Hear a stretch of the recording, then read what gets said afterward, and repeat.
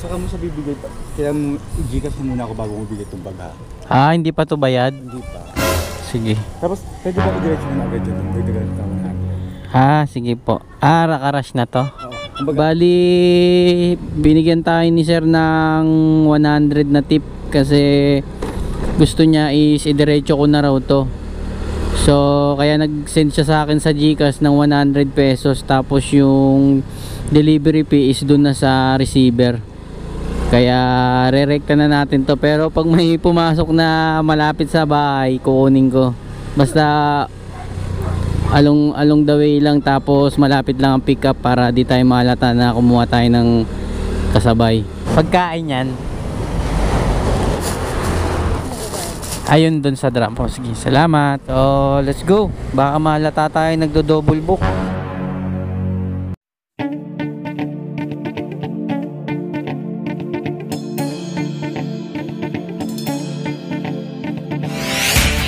Yo, what's up mga boss?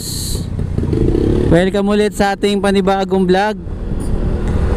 So, for today's vlog, tanghali na tayo lumabas mga boss kasi ang oras is 11:54 na ng tanghali. Lumabas ng katirikan ng araw. Sobrang init mga boss.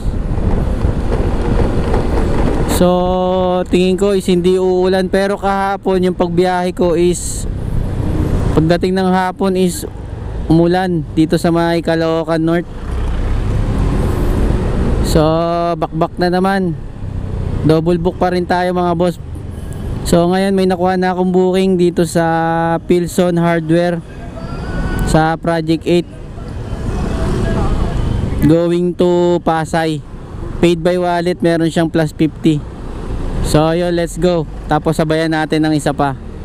Okay na mga boss, item pick up documents papunta ng Makati. Dito ko pinick up sa Project 8. So yung isang booking natin na sa Project 8 going to Pasay, yung paid by wallet dito sa my Pilson Hardware is na-cancel. Hindi ko alam bakit kinancel. So siguro dahil sa ano na, kasi alas 12 na, magbe-break time na siguro, baka maabutan tayo ng cut-off doon. Siguro yun yung dahilan kaya siguro hindi kinancel siguro. Okay na rin yun, at least di tayo naabala. So yun, proceed na ako sa isa pang booking na nakuha ko, nakasabay dito sa naman din to, Project 8 going to Mandaluyong naman. So pick upin ko muna mga boss. Let's go. So yun, okay na mga boss, item pick up.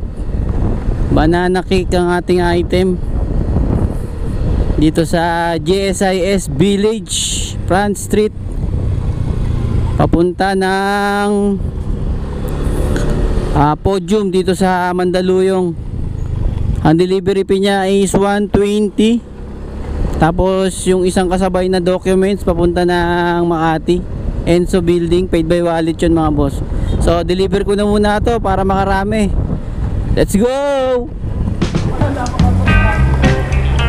Banana cake. Salamat. 5.5 kilometers na lang ang tatakbuhin ko mula dito sa Podium papunta ng Makati sa Enso Building. Let's go! Okay na mga boss, drop ko na yung documents at pa tayo ng booking pabalik. Ito MJ. Salamat. Doon na bayad. Okay na mga boss, nakuha na tayong booking dito sa Glorieta going to Diliman. Tapos habang inaantay ko si ma'am na bumaba, is nakakuha na rin ako ng booking na isasabay natin doon sa pinanggalingan ko kanina, sa dinliberan ko sa Enso Building. Papunta rin siya ng Diliman, paid by wallet, meron siyang plus 50. So let's go. Kunin ko muna isang booking. Okay sir. Bag? Parang malaking bag sir Salamat po. Salamat po. Okay na mga boss, item pick up. So proceed na tayo. Diliman. Let's go. 116. Okay na po. Salamat. Okay na mga boss. Deliver na dito sa Diliman yung unang drop natin. So may tip tayo na 4 pesos. Buena mano. Tuloy-tuloy na yan. So proceed tayo sa next drop off. Diliman lang din to. Yung paid by wallet, may plus siya na 50. So bali ang tatakboy na lang natin is 1.6 kilometers sa kasabay. All goods. Deliver ko na muna to. Let's go. Ambag ni Jamiong. Salamat. Okay na, deliver na mga boss. So time check is 2:54. Kain muna tayo. Kumain ako sa bahay kanina alas 12 bago umalis. So kain ulit. Kain lang ng kain.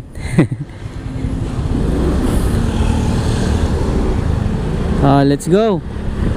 Purchase. Tapos 600 siya. Ano yun sir, damit? Opo. See.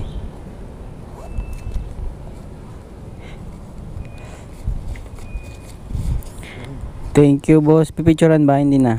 Okay na. Sabay. Okay, salamat. Okay po. Thank you. Okay na mga boss. Item pick up. Abono siya 600. Diliman going to Kulyat. Tapos may nakuha akong kasabay natin. Dito banda sa may New Manila to eh. Papunta naman ng Tandang Sora. Pick upin ko muna. Papunta kay Sean Pabre. Apo. Padilla. Picture na lang po. Sige po. May ano ka na sa ano. Ma'am, thank you. Doon na po bayad ma'am. Salamat. Okay na mga boss. Item pick up. So let's go. 138. 738. Salamat. 2.7 kilometers na lang mula dito sa pinag-drop-upan ko. Let's go! Ay, salamat sir. 30 pesos.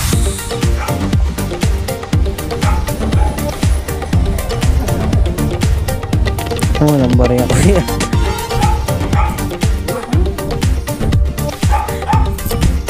Naubos. Thank you kuya. Okay na mga boss, deliver na. Buti na lang at walang barya. Ubos ang barya natin.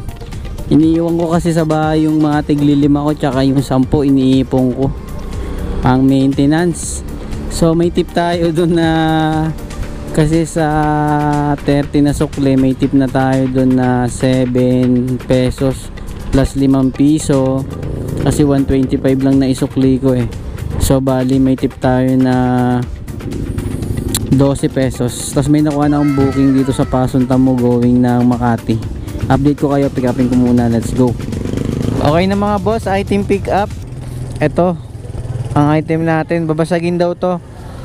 Tapos 148 yung delivery fee natin. Ang binigay ni sir is 150. May tip tayo na 2 pesos. All goods. Tapos habang papunta ako dito mga boss, nakakuha na ako ng booking na isasabay natin dito sa Circle C Mall sa Gatfish. Papunta rin to ng Makati. So pick upin ko muna mga boss. Time check is 4:44 na ng hapon. So bakbak pa rin. Tapos kuha tayong dalawa pabalik pagdating ng Makati. Let's go! Very peace. Doon na. Okay po. Picture na lang.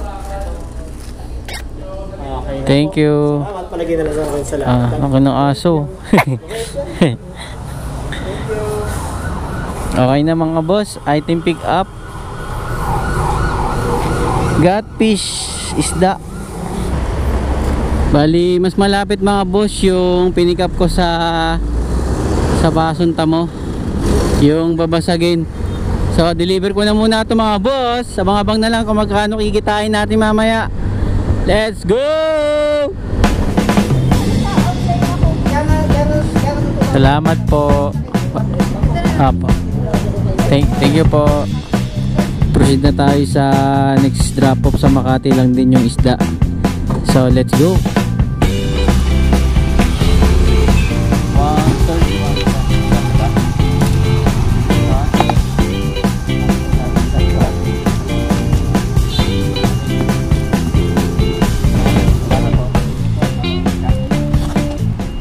Boss 131 may tip tayo na 4 kaya ano 135 binigay ni sir.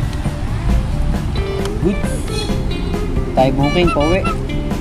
So habang nag-aabang tayo ng booking mga boss, kain muna tayo ng Skyflex para hindi tayo malipasan ng gutom.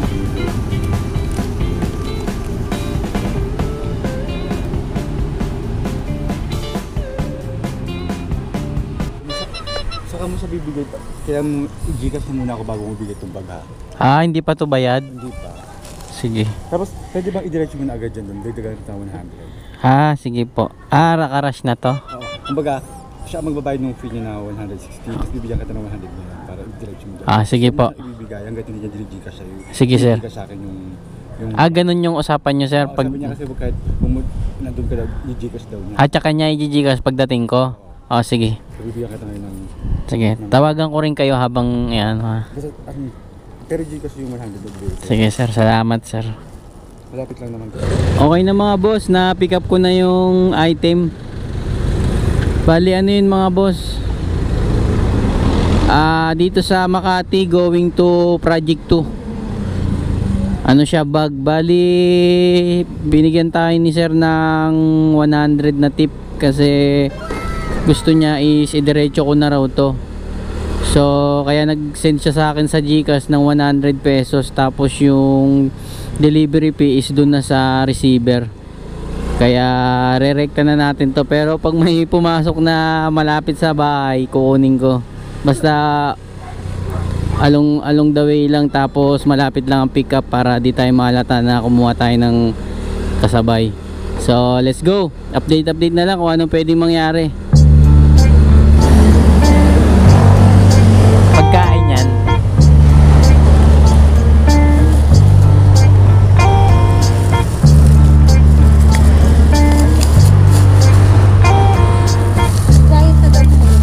Ayun dun sa drum. Sige, salamat. Okay na mga boss, nakakuha tayo ng kasabay. Papunta to ng Talipapa. Malapit na sa bahay. So let's go. Baka mahalata tayo nagdo-double book. Bawiin yung 100. Dahil na siya, trip pala siya. Let's go. So mga boss, bali yung deliver natin dito na bag yung dito sa sa Project 2 is gusto pa na sana ni sir na ibalik ko sa kanya yung item kasi nagka-problema sila na magre-receive kasi may damage yung bag.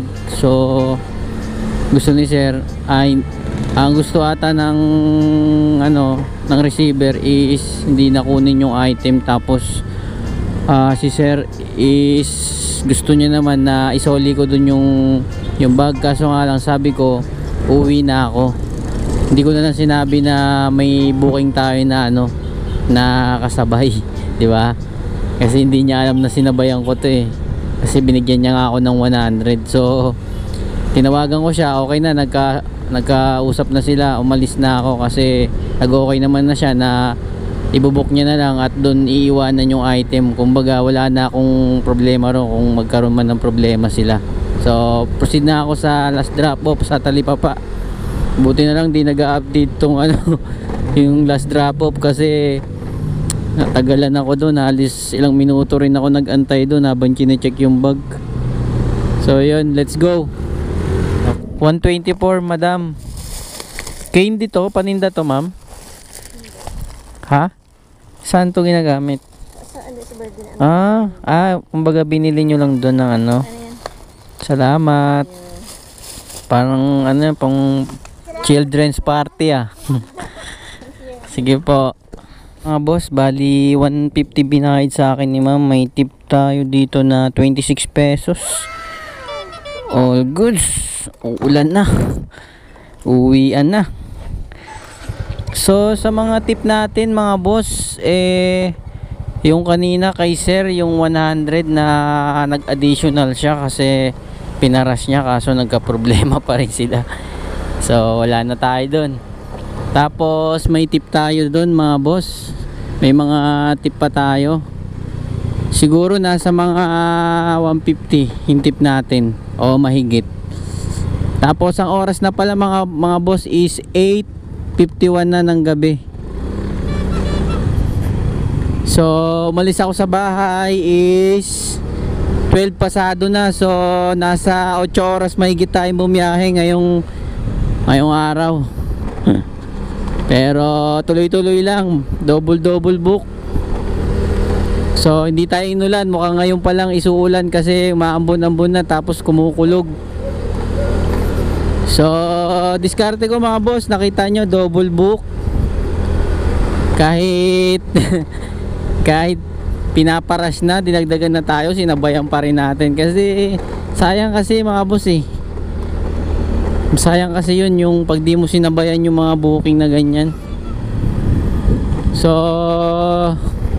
check na natin kung magkano yung kinita ko mga boss at kung nakailan tayong booking. 10 booking at ang kinita ko sa 10 booking is 1,059.60. Tapos yung tip natin na 100 plus 150 mga ganyan. So nasa 1 to rin to gasolina. Marami pa to sige sabihin na natin mga 180 mga ganyan, sobra pa yun. Tapos pagkain sabihin natin 100. So malinis tayo ng mga nasa 900 plus mga boss, malinis na yun sa loob lang ng 8 oras mahigit. So salamat sa panonood mga boss. Hanggang dito na lang. Daniel Dala Vlogs, nag-iiwan ng kasabihan, pag may tiyaga may nilaga. Let's go. Peace. Thanks for watching mga boss. See you next upload.